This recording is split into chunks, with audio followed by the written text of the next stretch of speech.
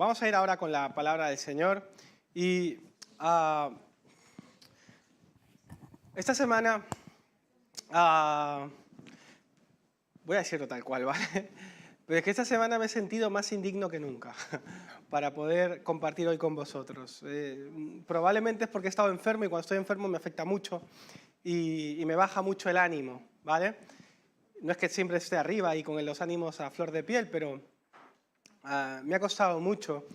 Y meditando en esto, la escritura, la palabra del Señor, me llevaba justamente a volver a descubrir. Y creo que como iglesia es importante el que podamos volver a descubrir justamente el título que le da vida a este sermón, que es justamente ¿cómo es el corazón del Padre? ¿Cómo es el corazón de Dios? Cuando piensas en eso, no sé qué es lo que se te viene a la mente, pero Jesús lo explicó de una manera maravillosa, mejor que cualquier otro lo explicó nuestro Señor Jesucristo.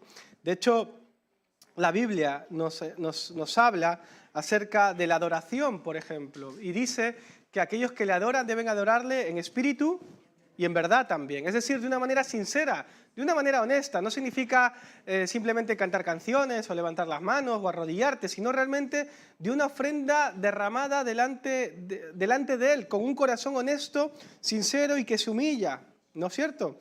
Y como digo antes, esta semana no fue, por así decirlo, la semana más idónea para mí, porque vuelvo y repito, recordé una vez más que no soy digno de estar hoy frente a vosotros, para nada. Tengo luchas como vosotros, peleo todos los días, probablemente con mis luchas, con mis tentaciones, con miles de cosas. Y vuelvo y repito, si estoy aquí hoy hablándoles es por la gracia de Dios. Si estoy aquí hoy compartiendo con vosotros es por pura gracia de Dios, porque Dios es bueno y no tengo ningún tipo de mérito para poder hacerlo y ni siquiera ningún tipo de capacidad, si no es por obra del Espíritu Santo. Pero estoy convencido también, por otro lado, que Dios preparó hoy una cita especial con cada uno de nosotros. Estoy convencido de que esa cita ha sido puesta para el día de hoy. ¿Y quién más nos puede mostrar cómo es el corazón del Padre que Jesús? Y en cierta ocasión Jesús estuvo mostrando cómo era el corazón de Dios a dos grupos de personas, que no quiero que te olvides porque es el contexto de lo que le da la introducción a lo que vamos a anunciar a continuación. Jesús estaba compartiendo con las multitudes, pero en esas multitudes habían dos tipos de personas concretamente. Por un lado estaban los fariseos, los doctores de la ley, los escribas, gente eminente, prominente, con mucho bagaje en el tema académico de las escrituras. Y por otro lado estaban los publicanos o recaudadores de impuestos. Aquel grupo que era de alguna manera, que estaba eran hebreos, eran judíos, pero que de alguna u otra manera estaban brindándole servicio al imperio que estaba llevando un yugo hacia su propio pueblo, es decir, Roma. En aquella ocasión Roma era el imperio, era la potencia mundial que estaba oprimiendo a Israel y sobre todo a los judíos. Entonces un grupo de judíos, un grupo de personas, decide prestar sus servicios al imperio para oprimir a sus propios hermanos. Por lo tanto están aquí, por un lado, los doctores de la ley, los fariseos, escribas, y por otro lado los publicanos y recaudadores de impuestos. Estos se creían muy dignos delante de Dios y estos de alguna manera eran los indignos delante de Dios. Y estos rechazaban a los otros. Había una fuerte enemistad entre el uno y el otro.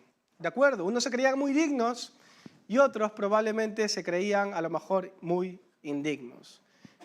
Este es el contexto donde Jesús va a mostrar de alguna manera cómo es el corazón del Padre. Acompáñame a Lucas, al Evangelio de Lucas, capítulo 15. Este Evangelio de Lucas nos va a hablar acerca de 3 parábolas del Señor Jesucristo, ¿de acuerdo? Donde Él va a explicar algo hermoso, pero en una de manera especial yo creo que tiene más contenido con respecto a la otra. Lucas 15 refleja las parábolas de la oveja perdida, la moneda perdida y el hijo perdido, o conocido comúnmente como el hijo pródigo. Pero el hijo perdido realmente, el hijo no es el protagonista aquí. Quien es el protagonista es el padre. ¿no? Así que vamos a leerlo una vez más y vamos a ver cómo es el corazón de ese padre, ¿de acuerdo? Dice la palabra del Señor en Lucas 15, versículo del 11 en adelante, ¿de acuerdo? Me saldrá por ahí por la pantalla, pero si vas a tomar notas, apunta las citas. Lucas 15, del 11 al 31, 32, ¿vale? Dice la palabra del Señor. También contó esta otra parábola. Un hombre tenía 2 hijos y el menor de ellos dijo a su padre: Padre, dame la herencia que me corresponde. El padre les repartió los bienes. Pocos días después, el menor, tras juntar todo lo que le correspondía, se fue a una provincia lejana apartada de allí y lo despilfarró. Despilfarró su herencia de mala manera. Todo lo había malgastado cuando sobrevino una gran hambruna en aquel lugar y él comenzó a pasar necesidad. Entonces se puso al servicio de uno de los ciudadanos de aquella tierra y éste le envió su hacienda para que apacentase cerdos. Él deseaba llenar su vientre con algunas algarrobas que comían los cerdos, pues nadie le daba comida. Recapacitando, se dijo: ¿cuántos jornaleros en casa de mi padre tienen abundancia de pan y yo aquí perezco de hambre? Me levantaré e iré a casa de mi padre y le diré: Padre, he pecado contra el cielo y contra ti. Perdonadme.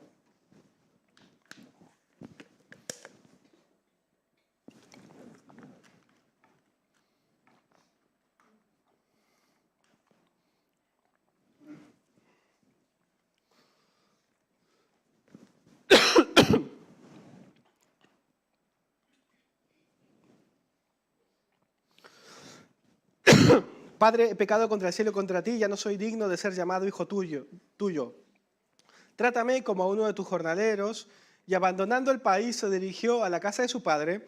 Cuando aún estaba lejos, le vio su padre, quien, profundamente conmovido, corrió a su encuentro y se echó sobre su cabello y lo besó.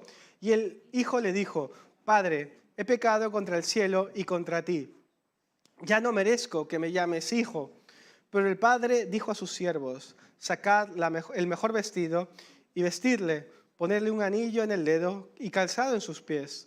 Traed el becerro engordado, matadlo y comamos y hagamos fiesta.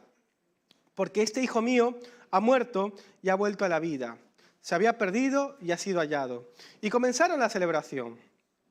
El hijo mayor estaba en el campo. Según se iba acercando a la casa, oyó la música y las danzas, y llamando a uno de los criados le preguntó: ¿qué era aquello?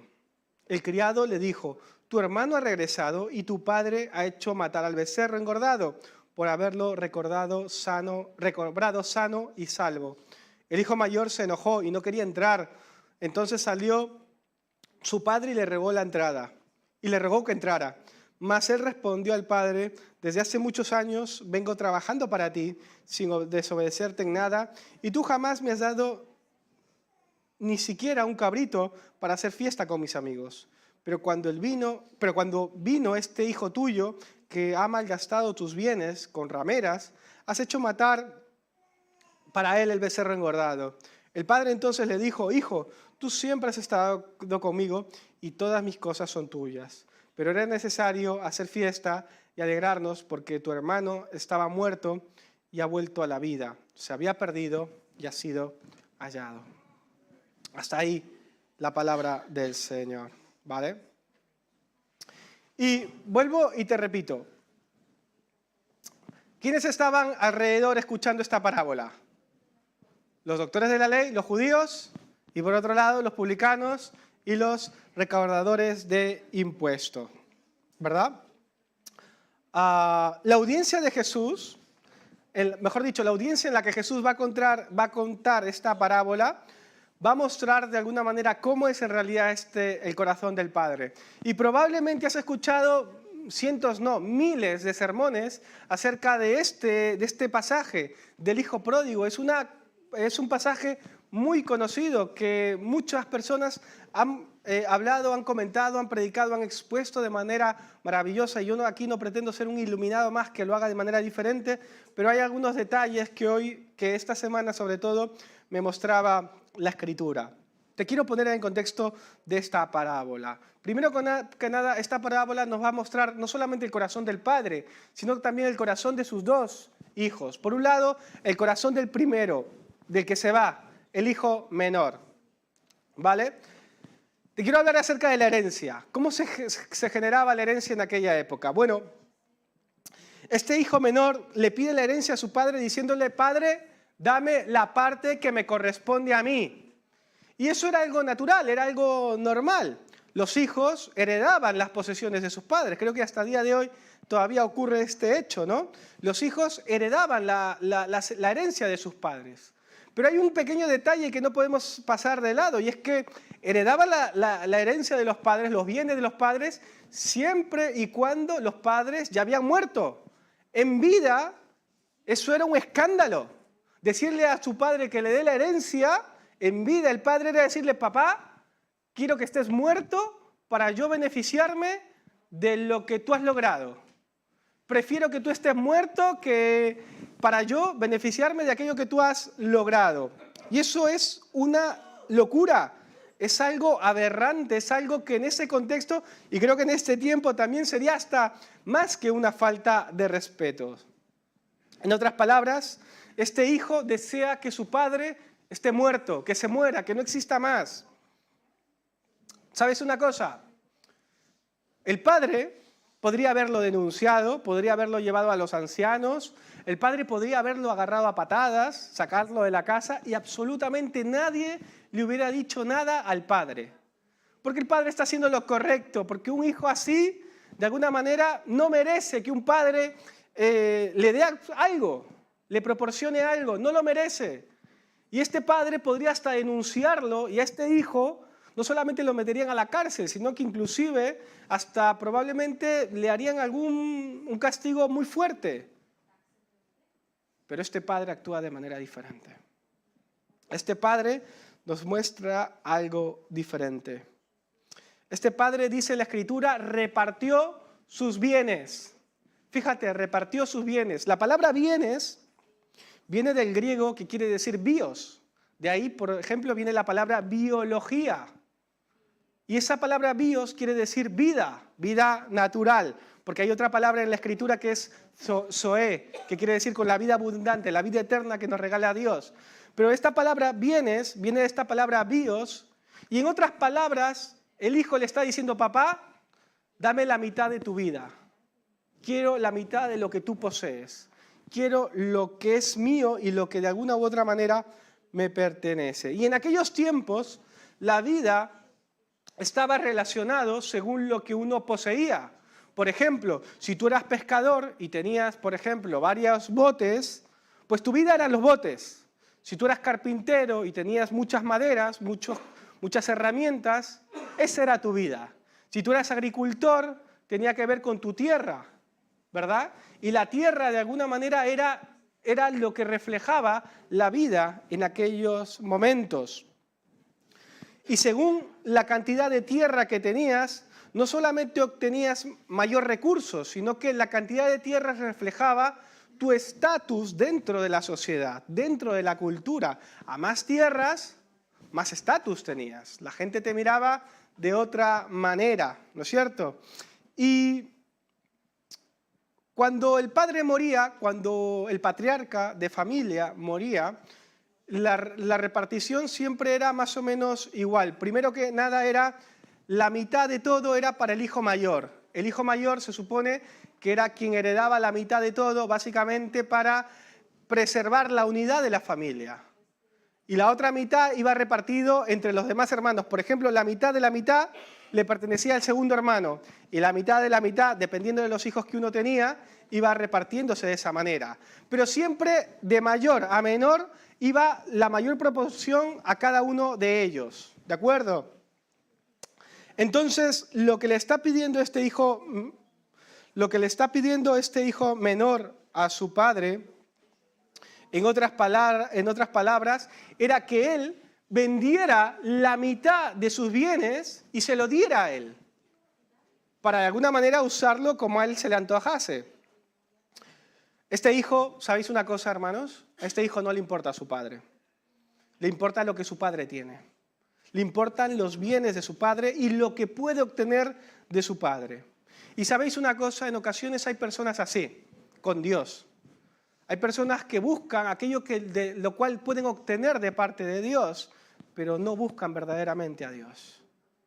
Hay personas que quieren esas bendiciones de Dios que son maravillosas, claro que sí. Y están muchas veces, y me incluyo, estamos muchas veces pensando más en las bendiciones que en el verdadero corazón del Padre, en lo que el Padre siente, en lo que al Padre le alegra, en lo que al Padre verdaderamente le genera alegría.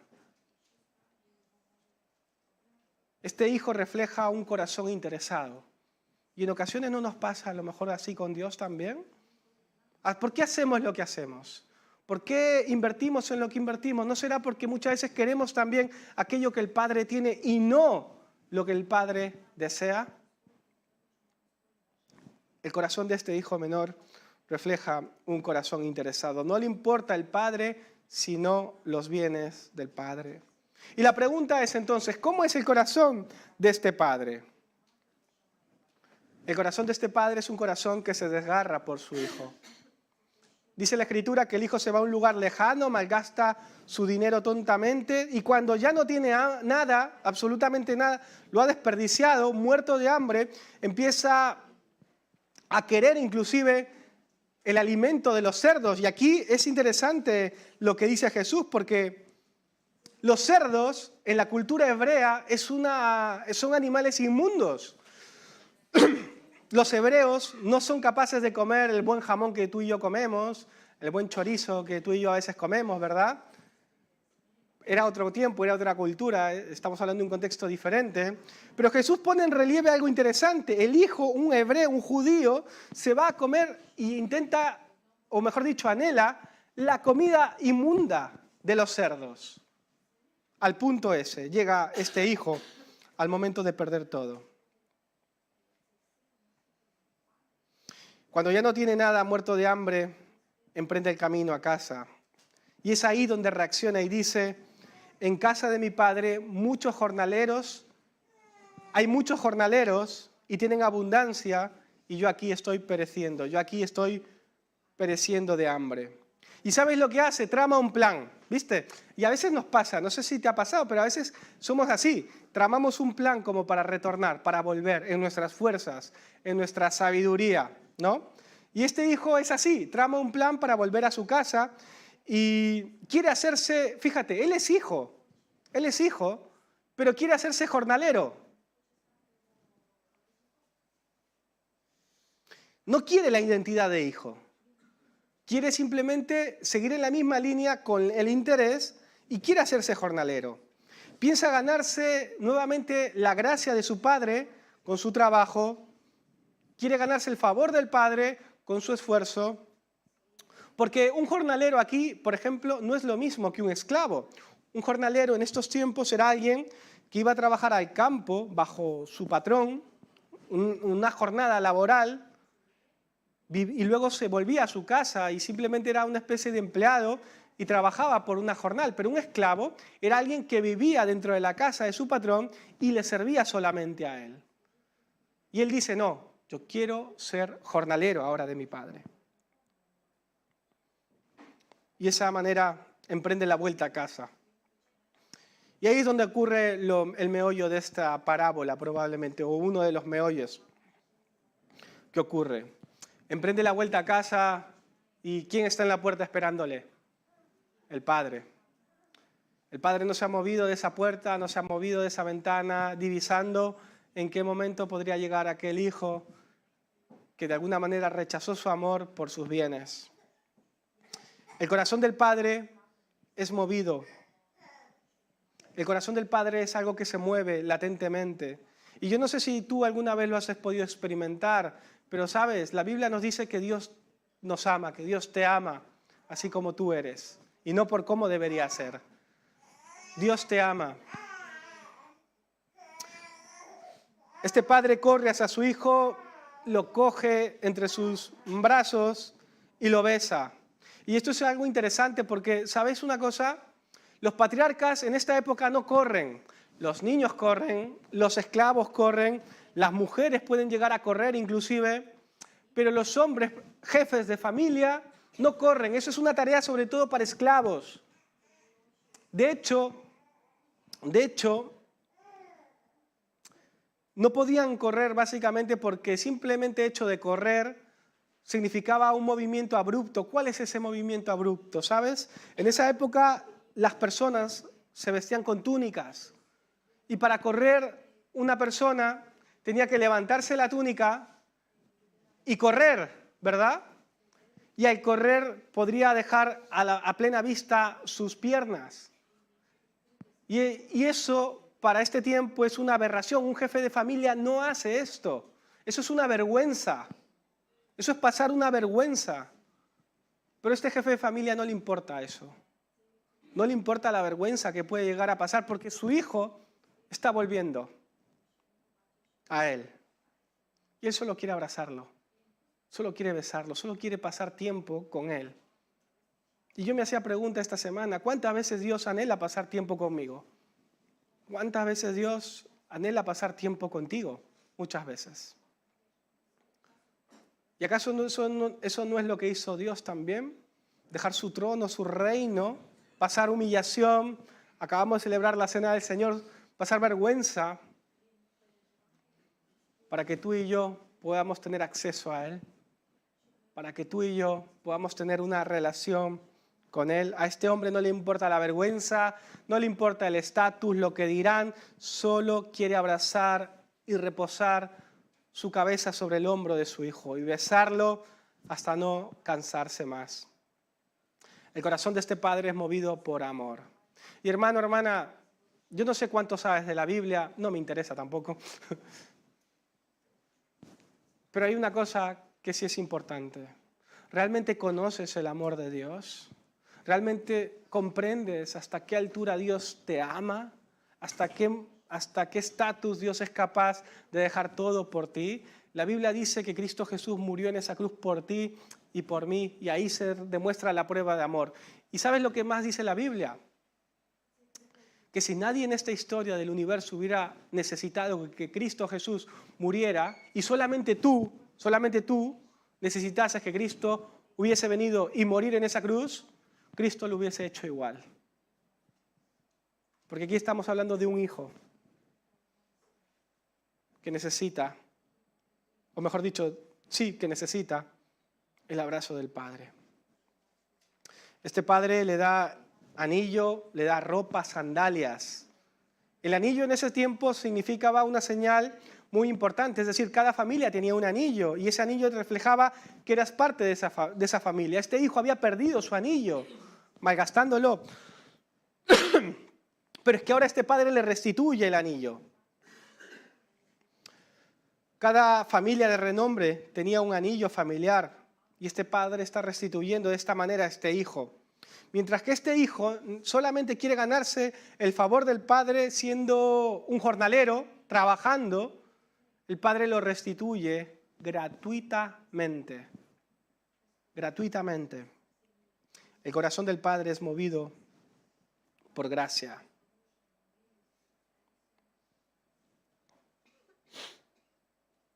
Solamente por gracia.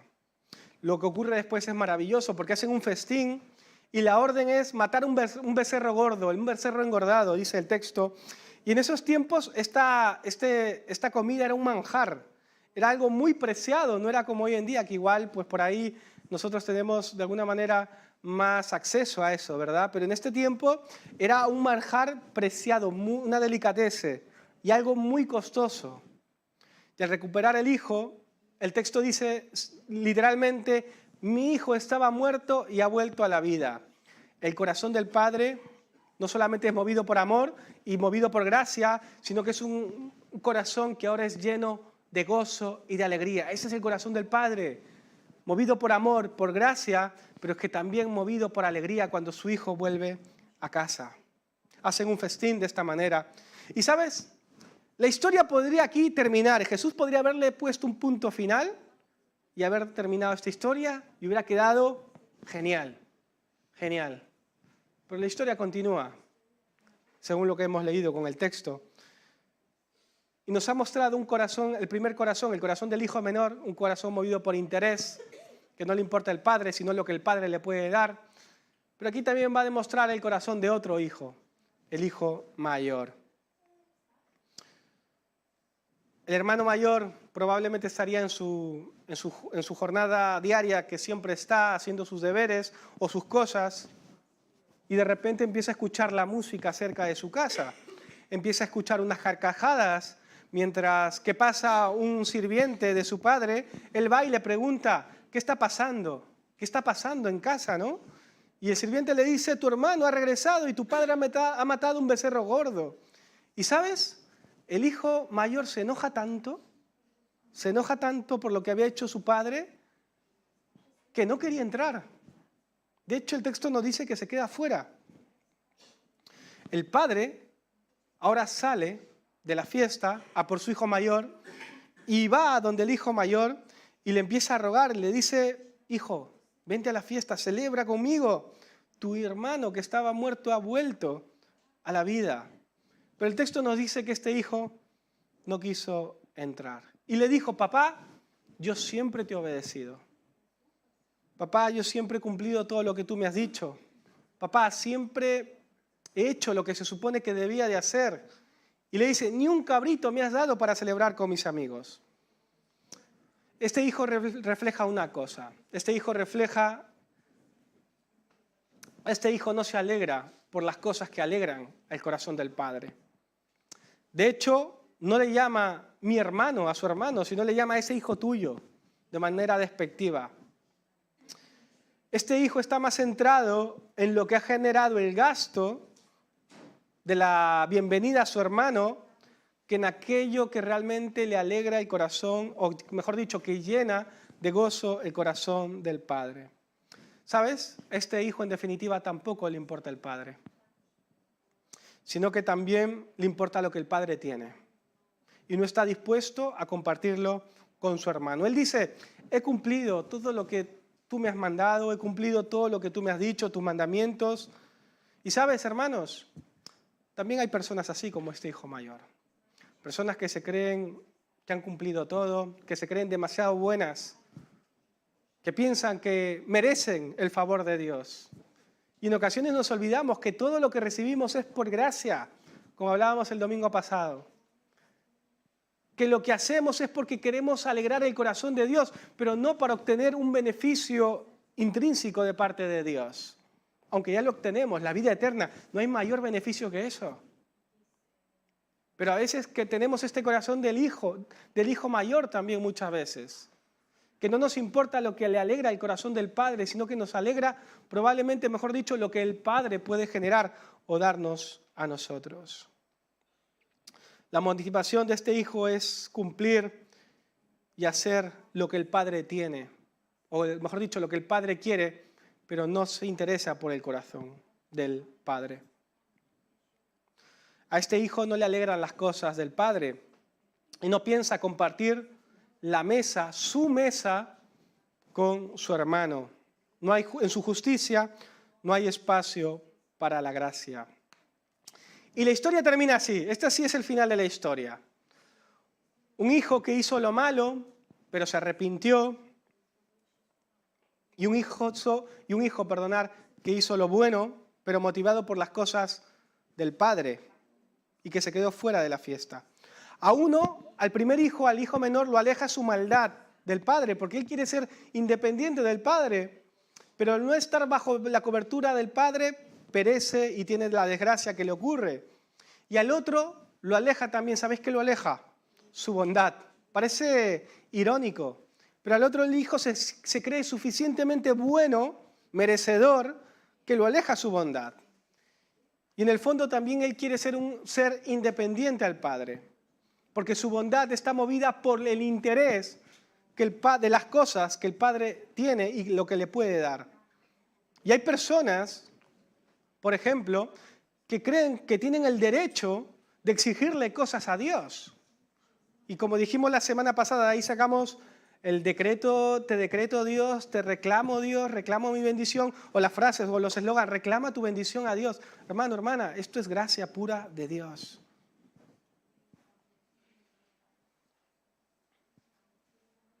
Creen que por hacer buenas obras, creen que por orar 20 horas al día merecen algo de Dios, pero lo que Dios te puede dar es pura gracia. Hay personas que dicen, yo ayudo a personas, me porto bien, no hago mal a nadie, merezco que Dios responda a mis oraciones. Y si no tienen las cosas, ¿sabéis lo que ocurre? Como el hijo mayor, se molestan. No quieren saber nada luego de las cosas que realmente alegran el corazón de Dios. Y Jesús nos muestra aquí que el Evangelio se trata de recibir a Dios y movernos por quién es Él, parecernos a Él y tener una relación sana de amor. No por lo que Él nos pueda dar, sino porque nos deleitamos en amarlo verdaderamente a Él. Ahora, tengo una pregunta para vosotros. ¿Recordáis quiénes eran la audiencia de esta parábola cuando Jesús empieza a contarla? ¿Quiénes eran? Fariseos y los publicanos, ¿verdad? ¿Por qué Jesús contaría una parábola en medio de estos dos grupos? Pues la pregunta sería, ¿cuál de estos dos hijos está verdaderamente lejos del corazón del Padre? El final es abierto, porque no dice si el hijo vuelve, el hijo mayor vuelve. El final Jesús lo deja abierto. El hijo menor, el pecador, amante de la lujuria, es salvo y está dentro de la fiesta, pero el hijo mayor, que cumplió todos los mandamientos, está perdido y fuera de la celebración. Y en ocasiones pensamos que Dios nos bendice o nos quiere o quiere que nosotros de alguna u otra manera nos portemos bien. O quiere que Dios nos portemos bien. Pero sabes, Dios nos hace un llamado diferente. El llamado de Dios quiere, o mejor, tiene que ver con hacer gente nueva en Él. Con transformarnos. ¿Y cómo podemos ser gente nueva en Cristo? En el caso de los dos hijos, arrepintiéndonos de nuestros pecados, por un lado, y por el otro lado, arrepintiéndonos de las cosas buenas que hacemos movidos por el interés. Y muchas veces he conocido personas que realmente son movidas por el interés en Dios, por el interés en la iglesia, por ejemplo. Uy, ¿esta iglesia qué me va a ofrecer? Uy, esta iglesia a lo mejor, ¿qué es lo que me puede ayudar o generar para mí? Y los hemos visto y luego no los vemos más. Están fuera de la fiesta. ¿Por qué Jesús dejaría este final abierto? ¿Sabéis por qué? Y eso es lo que reflexionábamos esta semana. Porque Jesús quiere que nos veamos reflejados también nosotros en esta historia. Ya sea que te sientas identificado con el hijo menor o con el hijo mayor. Jesús nos muestra su corazón. Y si hoy a lo mejor te encuentras perdido, nunca encontrarás a Dios a menos que no te des cuenta que Dios te está buscando a ti primero. Como dije antes, esta parábola está metida dentro de un conjunto de parábolas. La moneda perdida, la oveja perdida y el hijo perdido.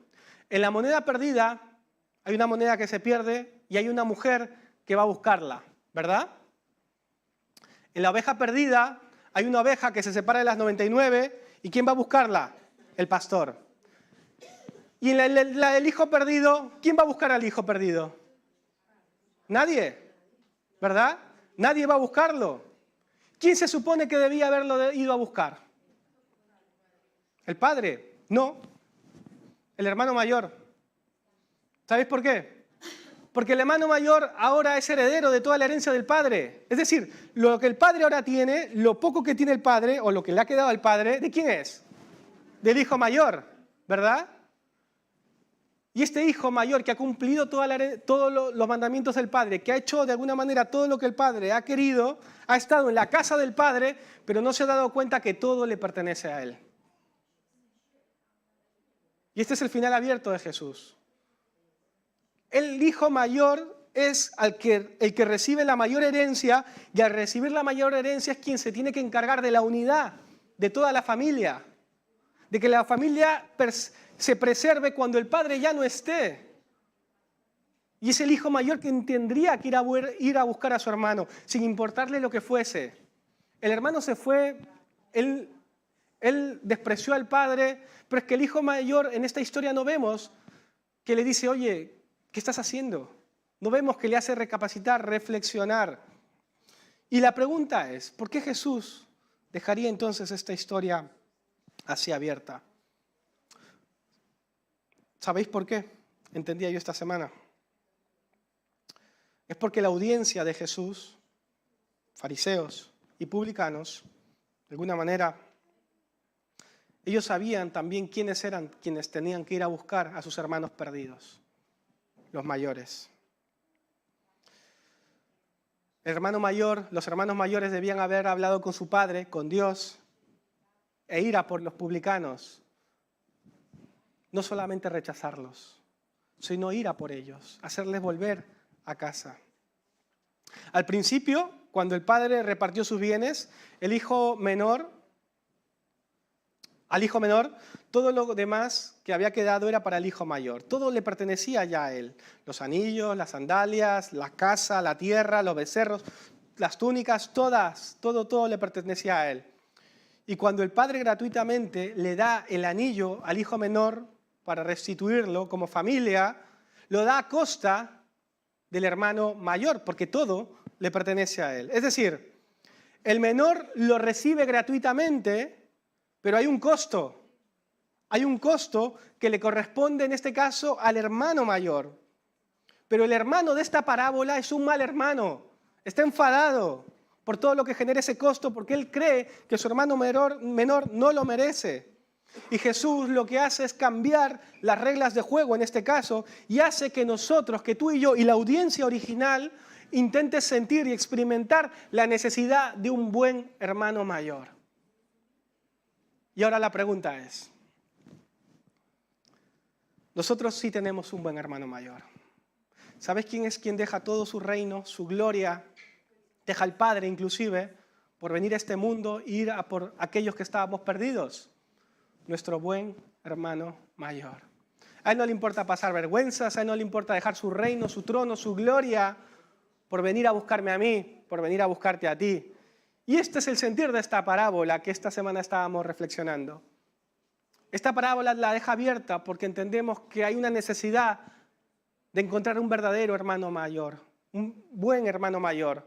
Los fariseos no lo eran porque miraban con desprecio a los publicanos, se sentían ellos dignos, pero aquellos no iban a por ellos. Pero tú y yo sí tenemos un buen hermano mayor, y es Cristo Jesús. Para que tú y yo fuéramos adoptados por el Padre, nuestro hermano mayor, ¿sabes lo que hizo? A él no le dieron un anillo, sino una corona llena de espinos.